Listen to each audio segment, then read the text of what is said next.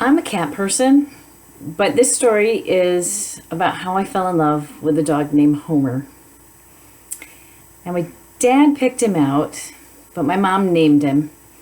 She's an art teacher, so he's not named after Homer Simpson. He's named after the watercolor artist Winslow Homer. Although he did have a most important trait like Homer Simpson, where, he was a lot of lab and he really loved his food. So they got him as a puppy, and the kids and I met him when he was about 7 weeks old. Went to my parents' backyard, and he was running around, and like a puppy, he needed to rest. And so when he got tired, he climbed up in my son Gary's lap and just fell asleep.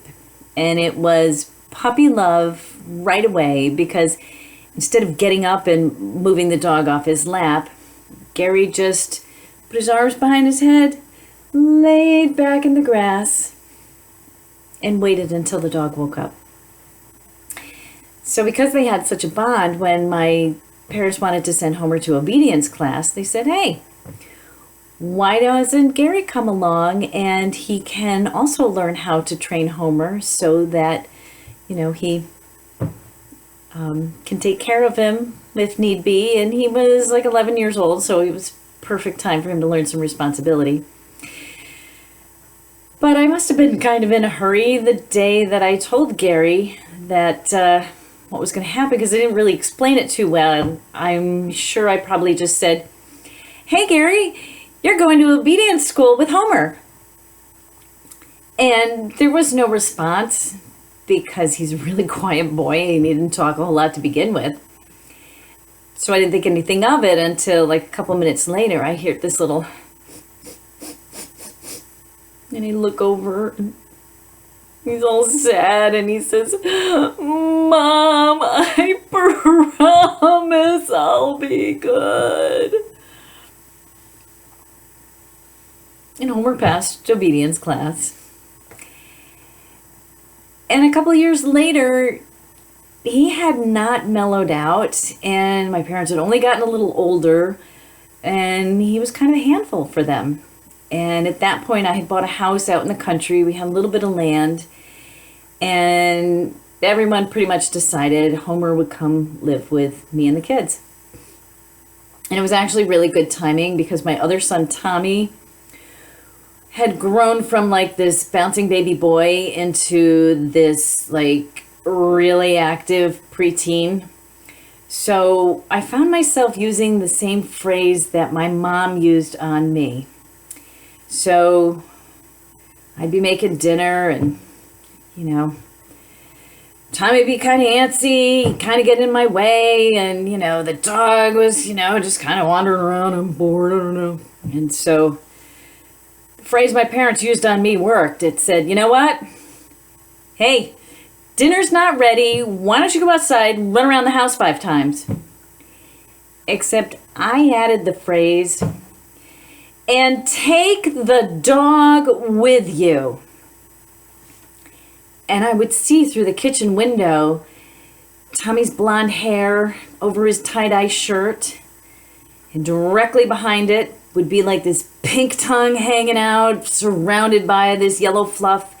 And they'd go by the window, and by the window, and by the window, just dutifully doing as I asked, which was nice, because sometimes dinner wasn't done or they weren't tired out enough. So they would come in, and I'd say, nope, not ready. Go out around the house another 5 times.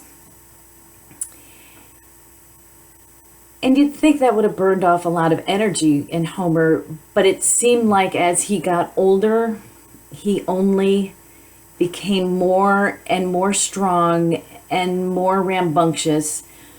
And to me, he seemed more aggressive. I lived in a place where walking around the block would take like 2 hours. So I would try to take him on as many walks as possible. And in the country, the downside is people don't necessarily, keep their dogs on leashes or behind a fence. And more and more and more, Homer, he would bark at them, sometimes bare his teeth, and I didn't like that. But the worst one happened one day. This dog came out and was looking for a fight, and Homer got between the dog and I, and these two animals were wrestling like beasts. And I have to admit, all I did was stand to the side and kind of freak out and scream. And we were lucky because the owners were right there in the yard, and thankfully they were also equally appalled by what was going on and ushered their dog back in. Lots of apologizes, and no harm was done except for my nerves.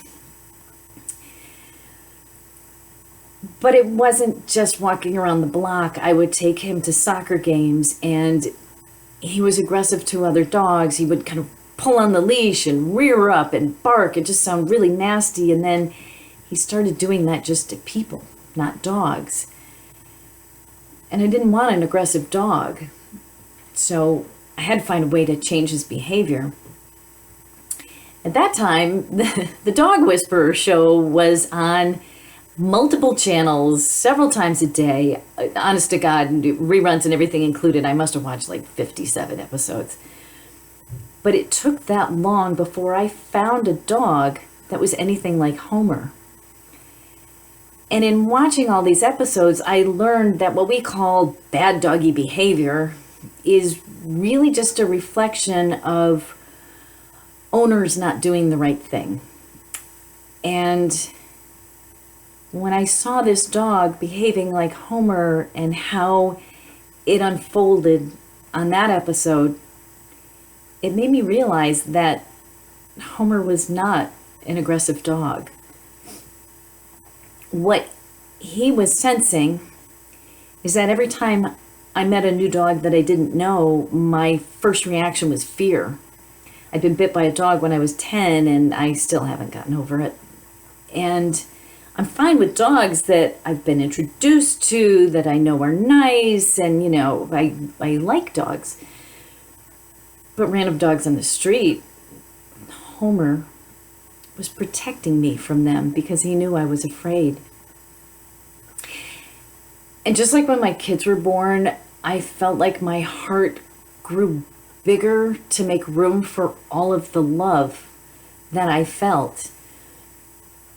It grew even bigger the day that I realized that Homer was protecting me, because all this time I thought I had been taking care of him. But it was the other way around. And I am a cat person. That will never change. But my cats will never have the level of devotion for me that I got from a dog named Homer.